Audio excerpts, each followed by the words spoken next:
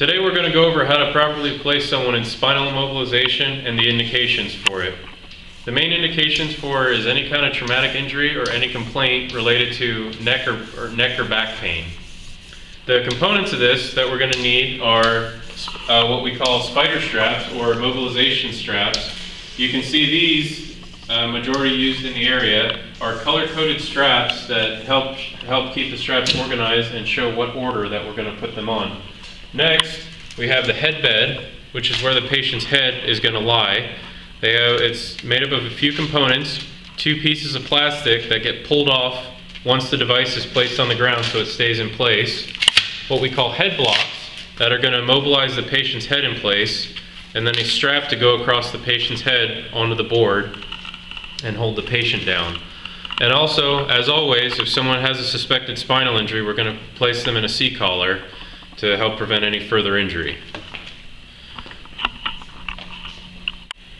Right now we're going to go through how to properly immobilize someone in the supine position.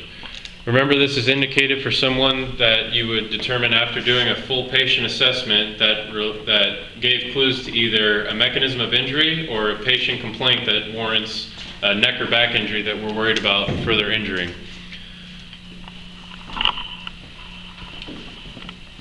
So to do this, as always, Jorge is going to take manual C-spine, and he'll be in charge of calling all the moves for this.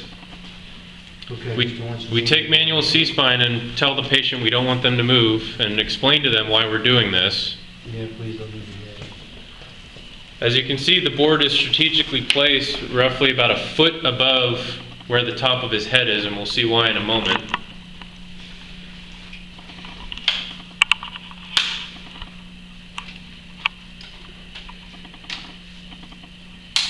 Marcus is going to place the C-collar on him after just palpating the spine real quick.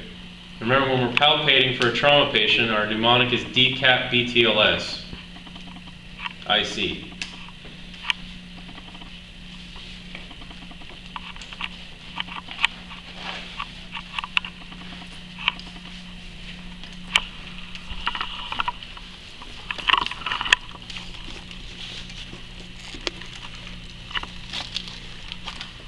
How's that feel?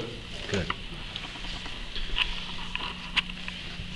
Okay, now that the patient has a C-collar on, Jorge's in charge. They're going to properly position themselves to roll the patient towards them and bring the backboard in to roll the patient on. Okay, you guys, on my count. So Marcus and Lewis will cross hands like that. 1, 2, 3. 1, 2, 3. So with the C-collar on, Marcus is now going to check the patient's spine, because once they put him on the spinal board, they won't have another opportunity to palpate the spine. After doing so, they're going to move the board closer to the patient at an angle, making it easier to place the patient on, and on Jorge's command, they're going to roll him back. Ready to roll? 1, 2, 3.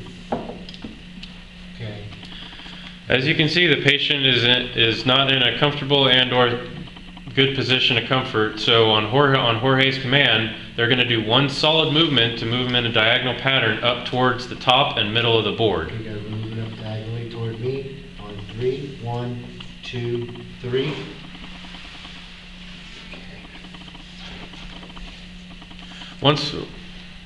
Once they're satisfied that he's placed on the board and in a good position, they'll now deploy what we call the spider straps out to secure him in and place the headbed down.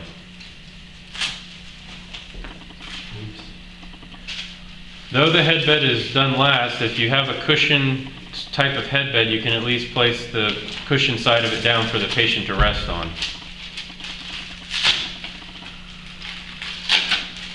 Marcus will demonstrate that with the plastic still on. He's going to slowly slide the headbed under the patient's head. Don't move your head at all, sir. We'll do everything for you. And then once he moves it a little bit more down, okay, and then now, while holding it, he's going to pull one tab on each side, which is going to engage the glue onto the board.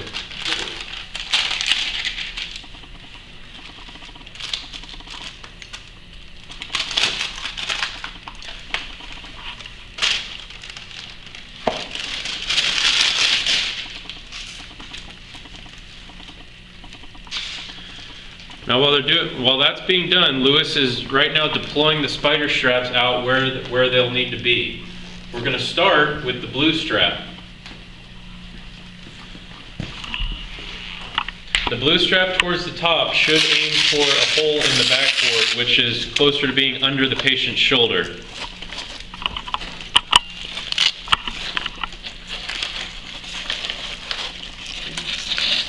While holding tension on the spine of the spider straps, they'll pull tight, place them down.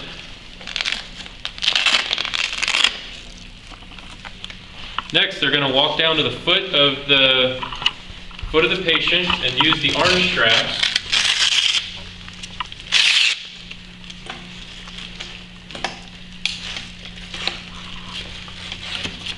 Now, on their command, when they go through the most bottom hole to help pull tension on the spider straps, on one of their commands, they're going to tell the patient to take a deep breath and then pull tight, and then you'll see along the spine up and down the patient, the whole device is going to get tighter on him. So we're going to tighten these straps if you take a deep breath with? Right. With that being done, they can continue going from top to bottom to continue the straps. The red straps will share the same hole as the blue straps, and as long as the patient doesn't have any reason that they need their arms tied into the backboard, such as being combative or unconscious, it's okay to leave their arms on the outside so they can freely move about. Next, the black strap's going to go on the hip. If anything, it should go just below the belt line, if there's no hole directly in line with the hip.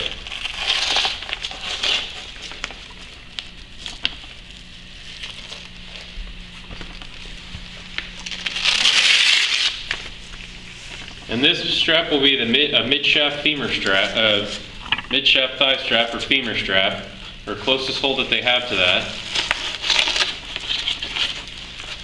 It's important to remember that this is in fact a training video, but in real life, any trauma patient would want to have their clothes removed, but with modesty protected, because once these straps are down, it makes it very hard to do an assessment with all their clothes on.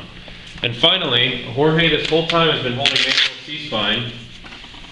They're going to place 2 head blocks down right on his ears. Snug as possible. Then they're going to take the white Velcro strap across the forehead.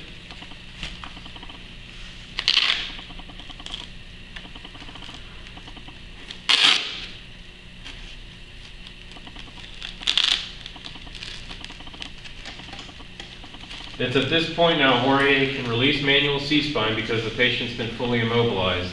And finally, before moving the patient, it would be important to check CSMTP on all 4 extremities and document any changes.